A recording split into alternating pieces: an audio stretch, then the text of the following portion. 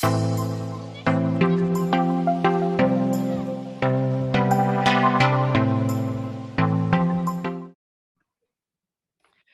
welcome to Career Convos. I am Heather Glenn, and I am so excited to be here today with Melissa. And I'm so grateful that you were willing to share your time and knowledge with us today about what it's like to be a public school teacher. So, thank you, Melissa. Thank you for having me. I'm excited to share what I can with your audience. Yeah, wonderful, wonderful. Well, why don't you give us just a brief summary of your history and kind of how you got to be where you are today? Sure. So I've been teaching high school English for 20 years. So Wow. yes, if your audience is wondering, I started when I was 12, and I graduated from a SUNY school, state school, and I was lucky and got a job, a full-time tenure track job right out of college. So I was, thrown into that classroom this September after I graduated, and started teaching 10th grade English and 11th grade English. And then I was laid off a year later and threw my resume out again, and was really lucky enough to get another job and also a full year tenure track job. And I've been there as my second school for the length of my career in New York. So now I teach, still teaching 10th grade. I teach seniors, a lot of seniors in high school, and I also have been fortunate to teach public speaking, which has been a lot of fun. So Mhm. yeah, I love my job, and it's been a fun path for sure. So, can you tell us what that means, full tenure? Yeah, so in teaching, you have basically it's a tenure track, which means that they're looking at you for could be 2 years, could be 3 years, to look at you and your qualifications and your teaching style, and then you're part of a union. So if you are granted what they call tenure, then you have job security in that district. So you're still observed, and you're still under, of course, guidance and all. It's not foolproof, but it gives you security in that job that you are capable and that you've kind of have that experience under your belt. Okay. So, as long as you're meeting the expectations, you wouldn't be worrying about being subject to a layoff or something like that.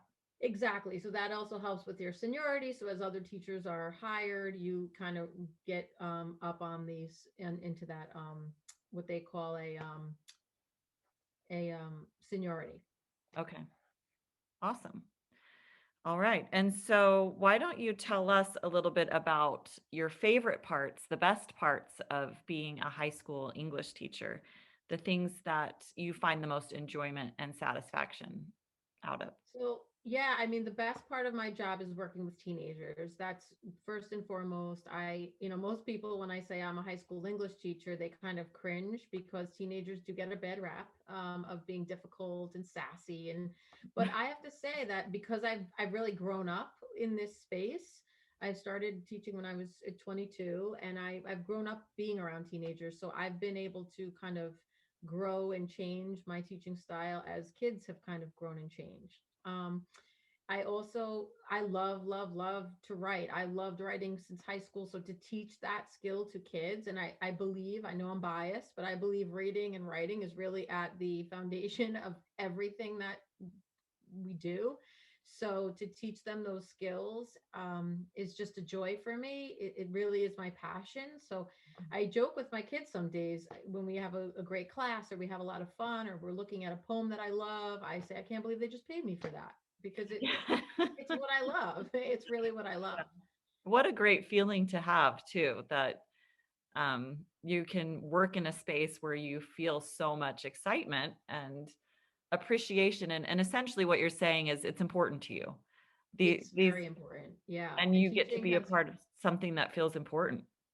Yeah, and teaching really does. Yes, you're under a curriculum. Yes, you're under guidelines of state guidelines and what the teaching should be. But one thing I do love about being a teacher is once I'm in my classroom, and because English is such a skill-based discipline, I can kind of make it my own. So I can bring to them things that I love, and then I think they're my passion for it exudes because I'm not faking it, you know. Right, right. And so Yeah. do you feel that the kids respond to you because you are so authentic in how you feel about the topic and what you're studying? And the kids too.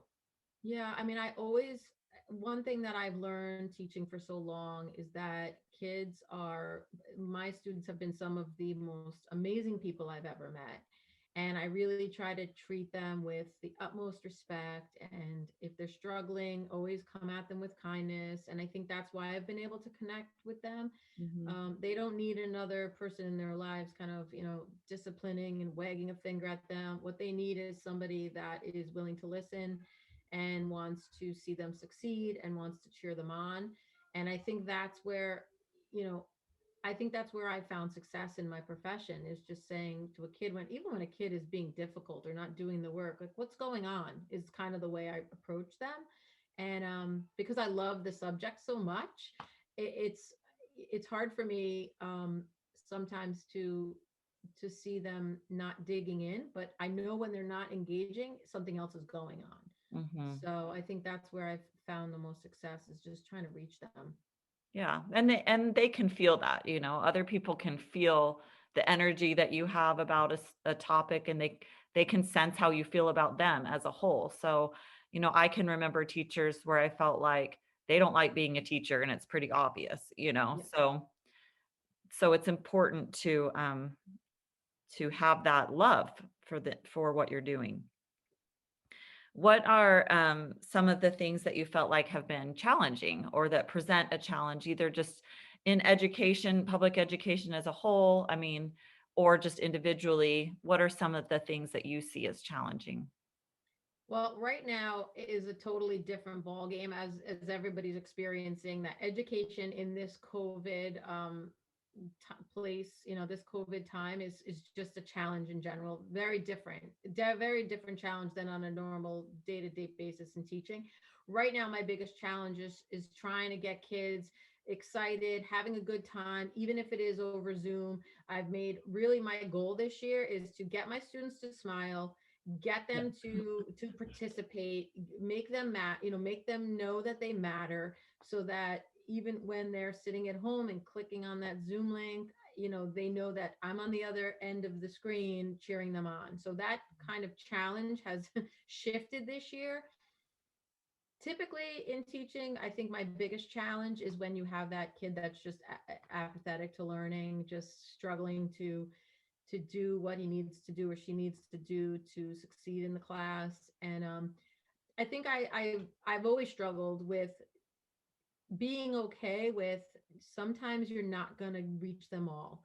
For me, that has been the biggest challenge, because I've always kind of prided myself on, I can reach that kid. I know I can get that kid to do it. I want that kid to know that I believe in him. And when the kid is, still not engaging, that has been the challenge for me, is to then say, all right, I can lead a horse to water, but sometimes I just can't make that kid, learn, or I can't make that kid engage the way I know he or she can. So Mhm. that's, I think, a challenge. I think all teachers have that challenge, Mhm. because, I think most of us are champions for the kid.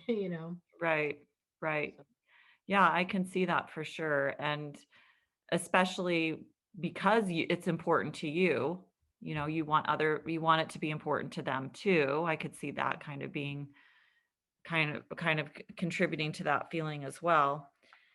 And then just kind of realizing that sometimes you can't take things personally maybe, and right. that and like you said earlier, just sometimes outside things are happening that you're just not privy to, and just giving people the benefit of the doubt maybe, and Yeah. doing your It's best and hard. being okay with that.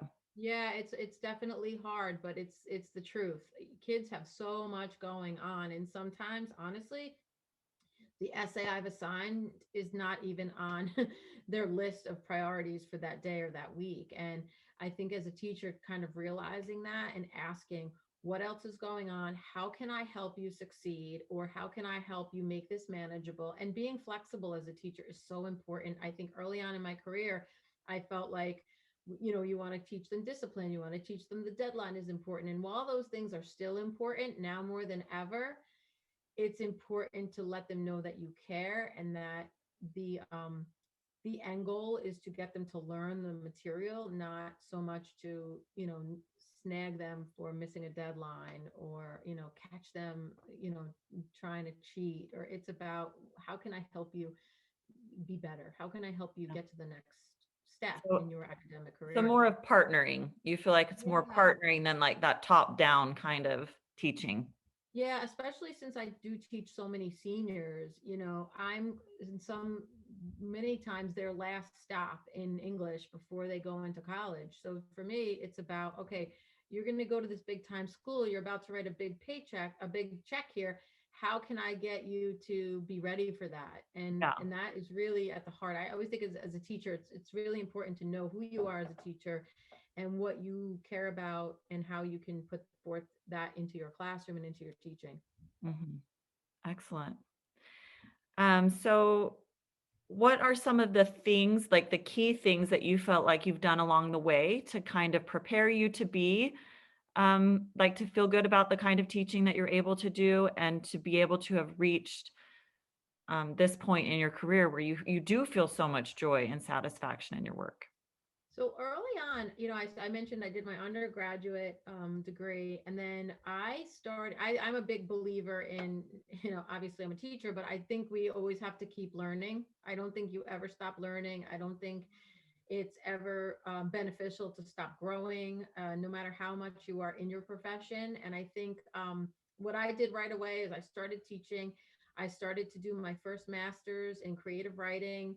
And then once was in a couple years into my degree, into my career, I went back and got another degree, another master's degree in communications. And I just think all of that early on in my career really fueled the kind of teacher that I wanted to be.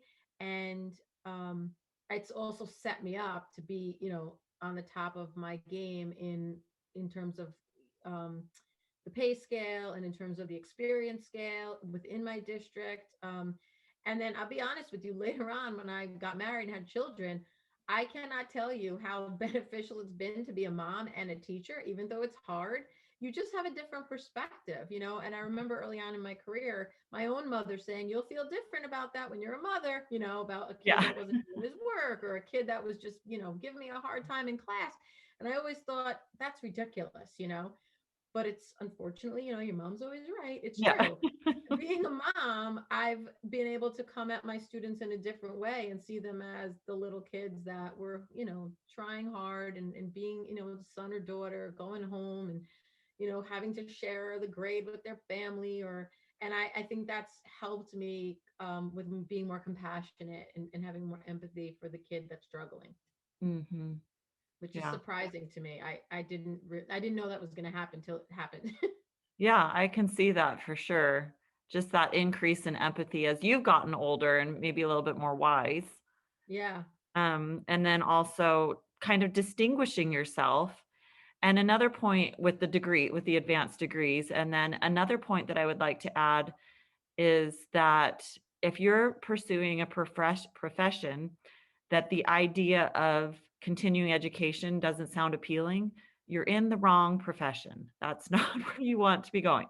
So I it agree. needs to be something that you want to continue, like you're talking about, to grow and stretch yourself. And even though it is hard at times, it's never going to be easy, but you will value it and it will be worth it to you. So, do you see any changes coming in your profession or just as the industry as a whole? What do you see happening? It's interesting. I In the beginning of this pandemic, when things started to go online and we started using Zoom more, and live teaching, and all of this seemed so crazy to me, because I am very much a hands-on, in my classroom, get that community going. And while I still believe that is the best way for kids to learn, I do think that some of the things that are going to stick with us are going to be more of a digital a footprint as we go through our curriculum. So I think that I think some of this is going to stick around. I think that meetings on Zoom to get them done and to have a communication with parents, it's not the worst thing. So yeah, I think some of that is going to stick around even when COVID is hopefully behind us and we're back in full packed classrooms. I do see more of that technology playing a role. And you know what? It hasn't been all bad. I'll be honest with you. It's pushed my creativity as a teacher. It's pushed me to learn all these different things I haven't learned. And I think, you know what? If that's where we're headed, then as whatever profession you're in, you have to rise to that occasion and see how you can make it your own. And I've actually had a lot of fun on my Zoom meets, and I dance, I sing, I wear crazy hats. I mean, the kids are like, we appreciate that. I go, thank you. I make a fool on a daily basis. So you Yeah. guys are, awake and ready to learn. Yeah. And it's been surprising because I did not see this coming, but hey, Yeah. today I had a hat on and I sang Mama Said Knock You Out to teach them Yeah. the theme. Still I Rise, Maya Yeah. Angelou's poem. So you just don't know what's coming and you got to have fun with it. Yeah. And in a way, just that more multidimensional approach to learning, just maybe supplementing with more technology will become more common. And so I think that's true. And hadn't thought about parent meetings, but that really could maybe alleviate, especially for some families, it's very difficult for them in their circumstances, but they could hop on their phone for a Yeah. 10-minute call much easier than get to the school because, they could have a break at work or whatever. Yeah, and I, So, I think that that's a great thing, why not? If that's going to help the kid succeed, who cares how we chat and how we communicate as long as that we're getting the kid where he or she needs to go. yeah. So I think that's a good perspective, and it is kind of exciting to think of that how it can help, you know, change a little bit about our kids' experience in school. So, how, and you talked a little bit about this already, but how do you feel that the work-life balance has been for you as you've moved through? Has it been difficult at certain times, or why don't you kind of touch on that? Yeah, so I have three boys. I am a full-time, working mom. I also have my own passions. I'm working on publishing my book. I'm married. My husband's a first responder. He's a lieutenant in a firehouse. So it's a lot. We all have a lot on our plates, and I think that when any profession you enter is going to bring different stresses and different responsibilities. Work life balance is 100% key to feeling good and to being able to do your job. I have struggled early on, to be honest with you, with the planning and the grading, even before I had a husband, even before I had children, because you're just so new in your profession. So you want to give it your all. So I think whatever profession you begin, you have to know that it might consume you in the beginning because you're learning so much so fast. Mhm. Um, Later on in my career, when the content became, easier for me and I knew my content, I had lessons under my belt. I had a great support system of colleagues. Now you're dealing with what are you taking home? There's a lot of, when you're a teacher, you take a lot of work home, especially if you're an English teacher, history, math. Honestly, everybody's taking work home. So you have to figure out how you're going to balance that with family. And I've carved out, usually I do some work when my kids go to sleep, and I have to carve it out an hour. Or if I get up early on a Saturday, I'll say an hour because I don't want it to consume my home life. So Mhm. yeah, that's how I've balanced it. I've given myself very clear guidelines for when I'm going to work and how I'm going to balance it all. And I do think having a support system at work, like I already mentioned, is so important because then you can share some of the work in Mm. teaching. So I'll have a colleague that will send me a resource and say, "Oh, I just did this with A Raisin in the Sun," or "Hey, I just found this great clip for the Crucible," and it just it's so helpful to have that. So when you're feeling bogged down, somebody can help you. Yeah. Those relationships are really important in teaching. And that collaboration. Oh gosh, yeah. So why don't you talk a little bit about the skills that you feel like you need to be a successful teacher? What are some of the things that you feel like make you a successful teacher, or even some of the things maybe you're still working on. Like, I think it's a process. I don't know you ever arrive at any profession. Yeah, So, I would agree. I would agree with that for sure. I think one of the most important things with teaching, it's funny when you think about this question. I think the natural answer would be to know your content well, to really feel like you know your craft, you know your content. But in teaching, I've learned that even sometimes more important than the content is your communication skills. Because sometimes, and I'm sure you've had this experience, I've had brilliant professors in college, brilliant. And sometimes they would get up in front of the room and I would not know what in the world they were talking about because they knew what they were talking about. I remember I had a teacher, a chemistry teacher in high school who was brilliant. I can't tell you anything about that class other than he was really smart because so many of us struggled in there. So I've learned that communication, getting your message to be received in a way that is, that a student can digest and understand is to me more important than anything else.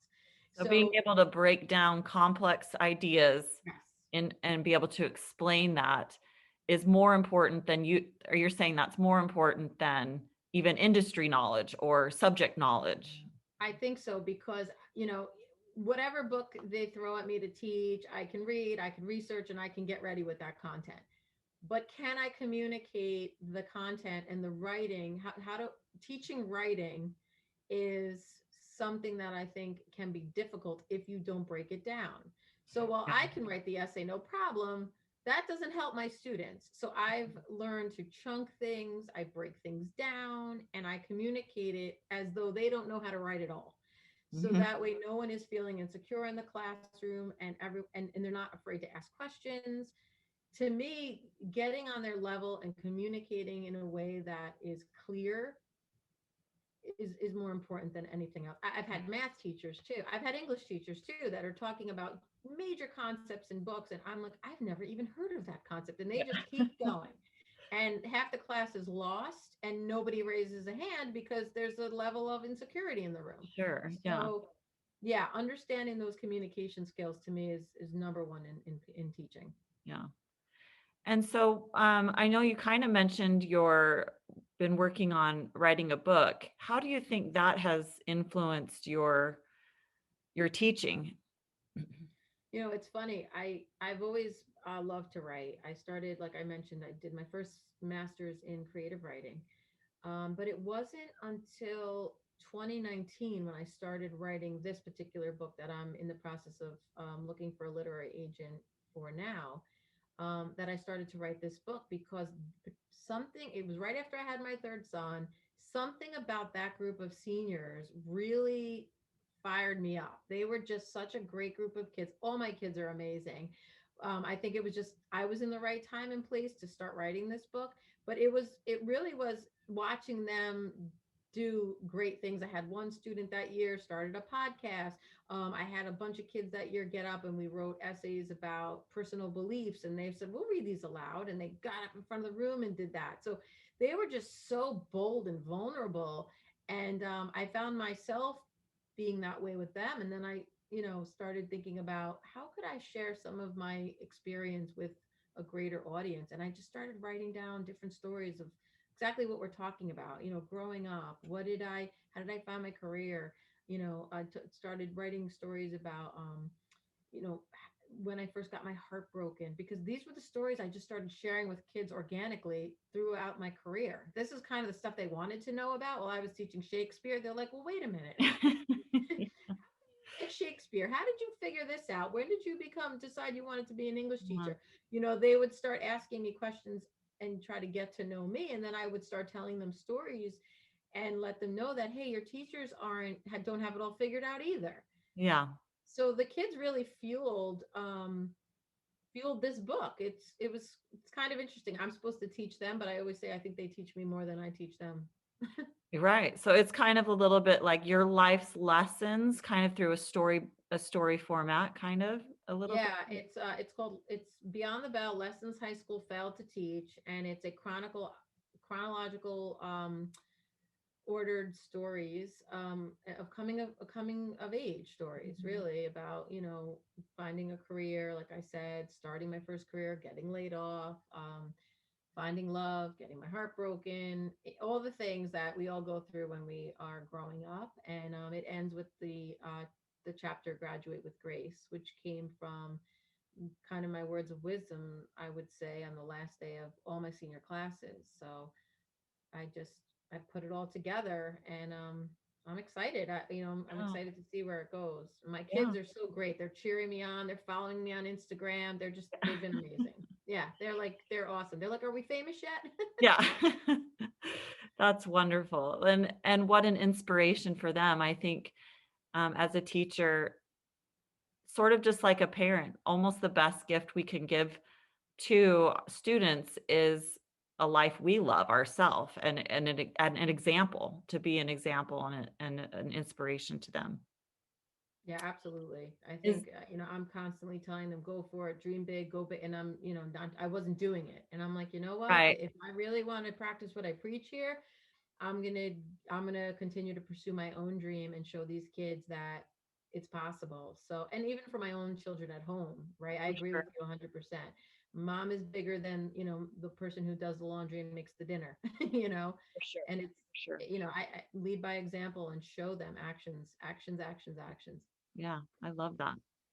Is there anything that you wish you would have known when you started this adventure? I mean, it kind of sounds like maybe your book kind of touches on some of that, but does Yeah. anything specific come to mind? Well, I tell you what, one of the things that I wish I would have known, and that I still struggle with today, is I wish I would have known that it can't be perfect, and it's okay. That sometimes what you know is good for kids, what you know is great for the classroom, sometimes it's not feasible in the district, or sometimes the money just isn't there.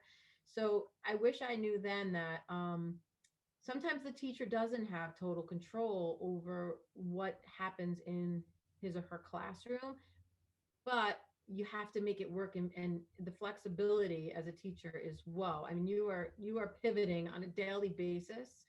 So I didn't know that early on in my career, and it used to throw me for a loop when I didn't have enough books for the class, or the tech broke down on me, or I would say, what do you mean the kid doesn't have supplies, or things like that, that I kind of learned, and you kind of got to adjust and make work. And I also didn't realize the amount of work that happened outside of the classroom. You think, when you're a student, you think kind of like, oh, the teacher gave us so much work. Well, the teacher then gave herself Yeah. times 100 of Right? that work. Like, you're Yeah. doing one essay and I'm reading 50 or 100 of those essays. So Yeah. the amount of work has also been something that, if you're going to be a teacher, you want to go into it eyes wide open and be someone that is able to time manage and get it done, because kids want to see their results. You want to be able to give those kids, here's what you did, that feedback, so then they can go to the next goal. So Mhm. yeah, the workload is not for the weak when you're a teacher. Right. And I can remember getting essays. My mind is going back to high school, and I can remember getting essays back and just every word of response on that essay it was either like, if it was a compliment, it was just like, oh, okay, I'm okay, and then, you do have a lot of sway in how they feel about Yes. their ability as a writer. I mean, I guess I'm just realizing that now as we're speaking, but Yeah, it's a really important. I actually I wrote a whole chapter on this in my book too, because the voices that you hear as a child, somebody tells you you're such a great writer, it sticks with you. mm, Somebody tells you math's not your thing, huh? That sticks with you, and yeah, it's that voice that I think then somewhere that seed is planted, and you take that and roll. And it's hard sometimes to rewrite that story that you've been told as a kid. for And sure. I actually wrote one. There's one clip in my book where I remember a teacher, this is terrible, in sixth grade asked me a question, and I went, trying to stall because I didn't know the answer. And she said, rhymes with dumb.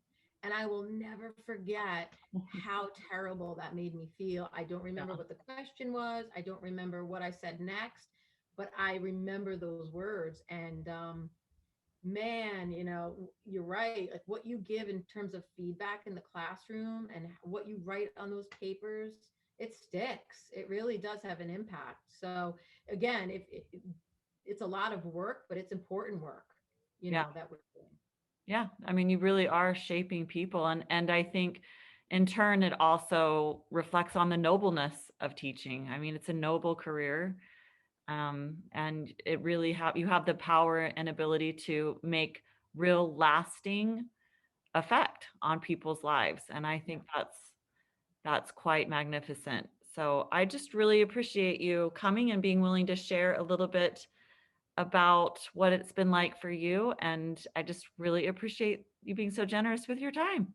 Oh, absolutely. I love my job, and I hope anyone out there that is considering teaching has a love for children, has a love for the content. And I'm telling you, some days it feels like that was easy. Yeah. So, yeah, That I'm was happy to fun, share right? anytime. Yeah, a lot of fun, and I hope that it helps your listeners. Thank you so much.